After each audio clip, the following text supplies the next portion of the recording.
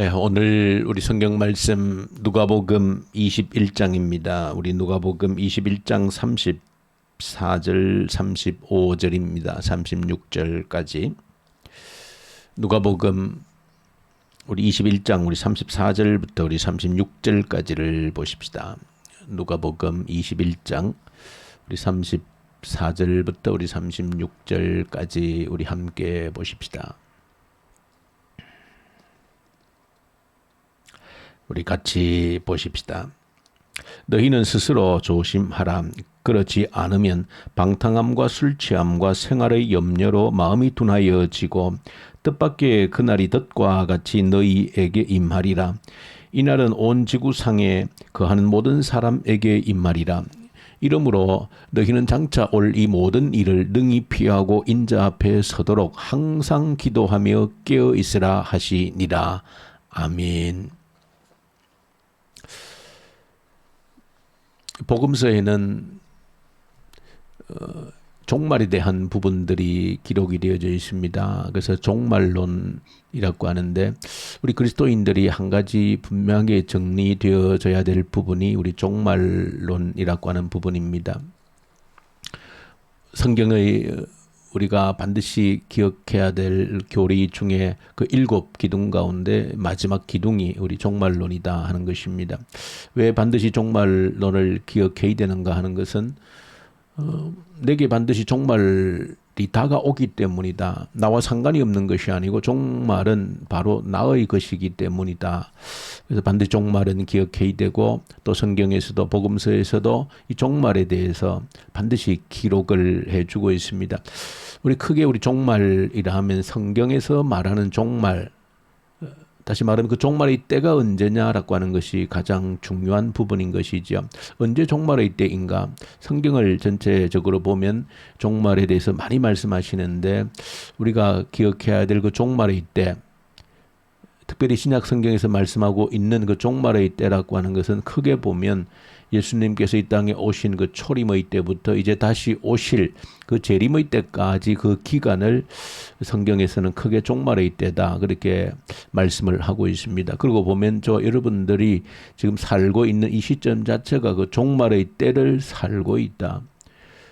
마지막 주님 재림이 언제 있는지 정확히는 알 수 없지만 그러나 주님 초림부터 재림 때까지가 종말의 때라고 할 때 그래도 우리가 느끼는 것은 종말의 때 가운데서도 그야말로 종말 중의 종말의 때를 우리가 살고 있다 하는 것은 그래도 우리가 분명히 느끼는 바입니다. 그러나 그것이 성경이 말하는 또 주님 오실 때 임하게 될 마지막 종말의 때입니다. 그러나 또 우리 개인적으로도 우리가 기억해야 되는 것은 이 주님의 재림의 때라고 하는 우주적인 종말과 함께 반드시 기억해야 되는 것은 우리 개인의 종말인 겁니다. 개인의 종말 역시 시시각각으로 우리에게 찾아온다는 것입니다. 그 언제 있는지 물론 모르지만 그러나 그 종말의 때라고 하는 것은 오늘이 나의 마지막 때일 수도 있고 또 내일이 아니면 한 달이 또 1년이 10년이 내 마지막 때가 되어질 수 있다는 겁니다. 그러나 크게 보면 늘 말씀드리는 것처럼 내 개인에게 있어서는 마지막 주님의 재림의 때의 종말이든 내 개인적으로 다가오는 종말이든 사실은 내 개인에게 있어서는 별 차이가 없는 겁니다. 어떻게 보면 오늘 내게 마지막 내 삶의 마지막 때라고 하면 오늘 내가 부름을 받는 때라고 하면 그때가 바로 오늘이 바로 내게 있어서는 주님의 재림의 때와 별로 큰 차이가 없다 저는 그렇게 생각이 듭니다. 그러므로 그 종말의 때라고 하는 것은 언제나 내 코앞에 있다는 것을 기억하셔야 된다는 것이죠. 종말의 때를 살고 있고 그리고 우리가 반드시 나의 마지막 종말이라고 하는 것은 내 코앞에 다가와 있다는 사실을 반드시 기억해야 되는 것이다. 그래서 가장 지혜로운 삶을 어떻게 사는 것인가 라고 할 때에 많은 사람들이 가장 지혜로운 삶을 사는 것은 나의 마지막 때가 먼 훗날 언제 있는 것처럼 아니 나와 상관이 없는 것처럼 그렇게 살아서는 지금 살고 있는 삶을 제대로 살 수 없다는 것이죠. 가장 가치 있고 보람 있게 사는 길은 내게 반드시 다가올 그 종말의 때를 내 코앞으로 당겨놓고 사는 삶이다. 그것이 가장 지혜로운 삶을 가장 보람 있는 가치 있는 삶을 살 수 있는 방법이다. 그래서 성경적으로 우리가 볼 때 종말이라고 하는 것, 어떻게 내 삶에 담고 사는 것이 좋은가? 하루를 살아도 1000년을 사는 것처럼 살아야 되는 것입니다. 또 반대로 1000년을 살아도 오늘 하루 사는 것처럼 사는 것이 종말론적인, 성경적인 종말론적인 그 삶의 태도를 가지고 살아가는 것이다. 오늘 성경 본문에서 여러 가지 종말의 때를 어떻게 준비해야 될 것인가, 그 환란의 때인데 어떻게 준비해야 되는가, 여러 가지를 말씀을 하는데, 오늘 결론 부분에 주시는 말씀을 이 새벽에 저 여러분들 가슴에 새기기를 원합니다. 조심하라는 것입니다. 유의하라는 것입니다. 그 종말의 때에 유의하라는 것입니다. 특별히 조심하고 유의해야 될 것을 오늘 본문에 보시면 3가지를 말합니다. 방탕함과 술 취함과 그리고 생활의 염려로 마음이 둔하여진다 하는데, 이 3가지가 때를 분별하지 못하게 하는 원인이 되어진다는 것입니다. 내가 종말의 때를 살고 있다라고 하는 것을, 오늘이 내 마지막 때일 수 있음을 깨닫게 하는 것을 둔하게 하는, 깨닫지 못하게 하는, 마치 나중에 깨닫지 못하다 갑작스레 덫에 걸린 짐승처럼 그런 불행한 일을 당하게 하는 원인이 3가지라는 겁니다. 바로 술 취함과 방탕함과 생활의 염려다, 그렇게 하는데, 저 여러분들이 오늘 좀 주목을 해보셔야 하는 것은, 우리가 흔히 술 취함, 방탕함이라고 하는 것은 우리의 삶을 망가뜨리는 그런 주범이라 그렇게 우리가 누구라도 인식을 합니다. 가정에 아마 남편이, 가장이 늘 방탕한 삶을 살아간다라고 하면 그 삶을, 자신의 삶만 망가뜨리는 것이 아니고 가족의 삶 전체를 망가뜨리는 것이죠. 그래서 참 방탕한 삶을 사는 사람이 있다라고 하면 참 고통스러운 것입니다. 마찬가지로 술 취해서, 늘 술 취해서 사는 삶이라는 것도 마찬가지인 것입니다. 성경에 기록한 대로 그것이 종말에 대한, 자신의 종말과 주님 재림의 종말에 대해서 둔감하게 하는, 그렇게 살다가 어느 순간 덫에 걸리는 것처럼 그런 비극을 당하는 것처럼 술 취함, 방탕한 삶이 그런 것인데, 이것은 우리가 너무 당연하게 여기는데, 한 가지 중요한 것이 오늘 본문에 보시면 술 취하고 방탕하게 사는 것과 똑같이 한 가지가 생활의 염려라고 하는 것입니다. 삶에 대한 온갖 염려가 사실은 방탕하고 술 취하면서 사는 것과 똑같은 선상에 놓여 있다는 것을 저와 여러분들이 기억하셔야 됩니다. 아마 많은 분들이, 특히도 우리 그리스도인들이라고 하면, 아마 특별한 분이 아니라고 하면 뭐 방탕하게 산다든지 아니면 늘 술에 찌들어서 산다든지, 이것은 별로 나와 상관이 없다, 그렇게 생각하시는 분들이 아마 대부분이실 겁니다. 그러나 생활의 염려라고 하는 것에 있어서 참 자유롭게 참 그렇게 된 분들은 참 흔치 않다라고 하는 것을 생각하게 되어집니다. 사실은 술 취하고 방탕한 것 때문에 모든 가정의 가족 관계를 깨어버리는 것처럼, 사실은 이것 못지않게 우리가 우리의 삶을 자세히 들여다보면 이것 못지않게 이 생활의 염려라고 하는 것이 삶의 모든 관계를 깨뜨려버리는 그런 원인이 되어진다라고 하는 것을, 사실은 실제 우리 삶을 들여다보면 그게 사실인 겁니다.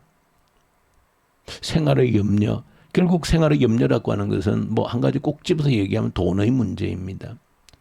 그리고 돈의 문제, 돈에 대한 염려, 그것 때문에 함께 사는 삶의 관계를 깨뜨려 버리는 겁니다. 오늘 성경에서는 그런 삶의 관계를 깨뜨림으로 인하여서, 정상적인 삶을 깨뜨림으로 인하여서 궁극적으로는 영적으로 둔감하게 만들어 버린다는 겁니다. 무엇을? 우리의 종말을 깨닫지 못하게 하는, 오늘이 나의 마지막일 수 있음을 깨닫지 못하게 하는 둔감함을 만들어 버린다라고 하는 것입니다. 그럼 이 말을 뒤집어서 생각하면, 나의 종말을 정확하게 깨달으면서 살아갈 수 있다라고 하면, 내 개인의 종말이, 주님 다시 오시는 그 재림의 종말이 오늘 내게 다가올 수 있다라고 하는 것을 정확히 깨닫고 살아가면 역으로 생각하면 생활의 염려에서 얼마든지 벗어날 수 있다는 것입니다. 그 돈이라고 하는 것 때문에 돈의 노예가 되어져서 그 돈이라고 하는 것 때문에 모든 삶의 사람과의 관계를, 가족 간의 관계를 깨뜨려 버리는 그런 어리석은 삶에서 벗어나올 수 있다는 겁니다. 오늘이 나의 마지막임을 정확하게 깨달으며 살아간다라고 하면 적어도 술 취함과 방탕한 삶에서 찌들어 살 수는 없다는 것이죠. 그래서 오늘 36절에 결론적으로 말씀하시는 것이 이 환난의 때, 마지막 종말의 때를 능히 피할 수 있는 길이라고 하는 것은 덫과 같이 우리에게 임하지 않게 하기 위해서는 항상 기도하고 깨어 있으라는 것입니다. 항상 기도하고 깨어 있으라. 그러니까 항상 기도하고 깨어 있으라고 하는 그 말은 결국은 나의 마지막 때라고 하는 것이, 종말의 때라고 하는 것이 내 개인의 종말이든 주님 다시 재림하시는 그 우주적인 종말이든 항상 깨어 있으라고 하는 것은 오늘이 이 순간이 나의 마지막 순간임을 항상 기억하고 살아야 된다는 것입니다. 그러면서 항상 깨어있다라고 하는 말과 항상 기도한다는 말이 같은 선상에 놓여져 있는 것은, 기도한다라고 하는 것은 하나님의 마음에 나의 마음을 일치시키는 것이라고 그랬습니다. 하나님의 마음과 나의 마음이 일치가 되어질 때 늘 마지막에 대해서도 깨어있을 수 있는 것이죠. 주님의 마음에 내 마음이 일치가 되어질 때 언제나 나의 마지막 때를 기억할 수 있다는 것입니다. 그러므로 오늘 주신 이 마지막 때의 말씀을 저와 여러분들이 기억하셔야 됩니다.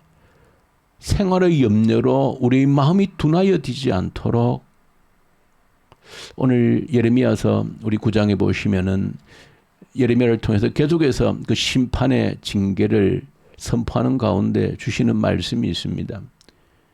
너희들이 자랑해야 될 것이 무엇인지를 보여주고 있습니다. 그 말씀을 보면 너희들이 왜 심판을 당하고 멸망하는지를 아느냐라고 하는 것이죠. 자랑하지 말아야 될 것을 자랑하다가 너희들이 지금 멸망하고 심판한다, 그렇게 선포를 하는 겁니다.